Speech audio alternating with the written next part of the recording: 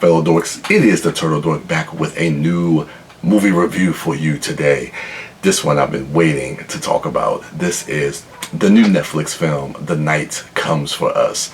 This is a film starring Joe Taslim and Uwais, both from The Raid, directed by Timo Giganto. Hopefully I said his name right. He's the director of a film called Killers and also Headshot, which was starring Uwais as well. And you can definitely see with this new film that he has evolved as a storyteller, as a director. You can see that with just the scope of the film, with the story of the film as well. And just to kind of give you the setup, because that's really all you need is the setup for this movie, is basically Joe Taslim is an enforcer for the Triad. And he kind of has like a crisis of conscience when they're doing this raid on kind of like this village. And basically he has to save this little girl.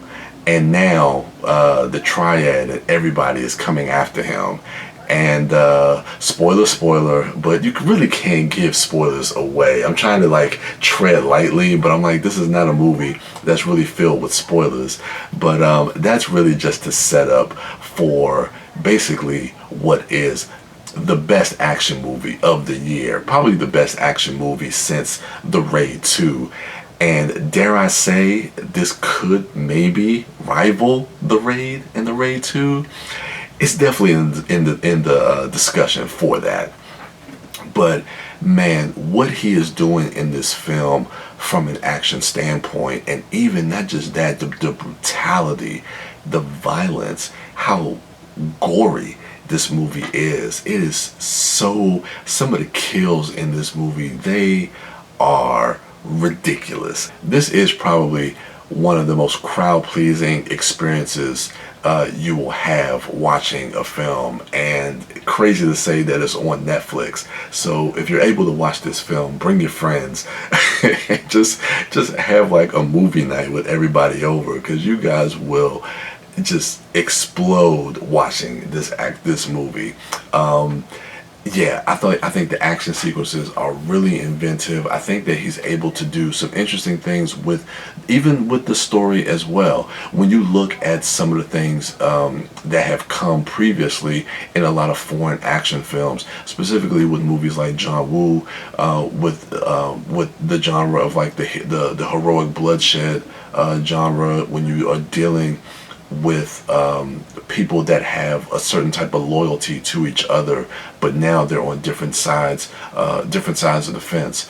You're dealing with that brotherhood, so it's able to bring in that drama and bring in that emotionality, but it doesn't get bogged down and weighed down by that, because just like with movies like Mad Max Fury Road, I think the action in the film, you're able to kind of tell the story through the action in the film, and you really do care for not just the main characters, but also a lot of the side characters as well.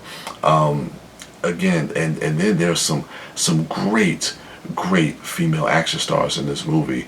We cannot talk about this movie without talking about Julia Estelle. Julia Estelle played Hammer Girl in The Raid 2, and I believe she was also in Headshot, and she plays a character, the operator, in this film, and she is an absolute standout. She is a star in the making. Not in the making, she's already a star. This woman is fantastic. She has charisma to boot. She is, her physicality on screen, her action sequences, the way she moves, I mean, just she's dynamic. She is dynamic on screen, even in the quieter moments and in some of the big operatic action sequences. She is just amazing to watch. And knowing, like looking at her filmography just in these action movies that she's done, whether it's Headshot or The Raid 2, I think this might be the one that kind of stands out the most out of like those three films. I just think she's absolutely fantastic. Uwais, again, like I was saying about that loyalty, that brotherhood, how you are able to pit these two characters against each other. And like I said, these guys are already stars. The way they're able to choreograph a lot of these action sequences, I just think was amazing. When you see the fight between the two of them, it is something to behold. Now, it doesn't have kind of maybe that gracefulness and that fluidity like you would see with the dance of something like the kitchen fight scene in The Raid, even though that fight scene is just as brutal. But I do think that this fight between Joe Taslim and Iko Uwais is probably more hard-hitting and more brutal than that fight, than that kitchen sequence in The Raid 2. But yeah, I love what these guys are doing. The Indonesian action scene right now is top notch. They are the standard in action cinema, and it's crazy because when you look back at something like the 90s, when you saw films from Hong Kong and you saw people like Jet Li, Jackie Chan, Donnie Yen, then we kind of transitioned into someone like Tony Jaa, and now we're seeing these guys from Indonesia doing this, doing their thing. And I think that right now, if you're an action junkie, you need to be paying attention to not just these movie stars over there, but these directors over there. These directors are doing something that I don't think Hollywood is. I don't even think they're competent enough to be able to orchestrate and construct a film like this. And it's sad to say because it doesn't seem like it would be that difficult to find people who have the talent to be able to do that. I mean, just looking at somebody like Iko, who was just in Mile 22 with Peter Berg, who I like as a director, he was poorly mishandled in that movie, where you had a great opportunity to introduce him to a wider audience, but then you see a film like The Night Comes for Us, and he is just amazing, and it just seems so natural. So that's why I like seeing a lot of these foreign action films, because they're giving us something that we are not getting over here as action fans. And this movie is a brisk 2 hours, and I can say this without hyperbole and being literal.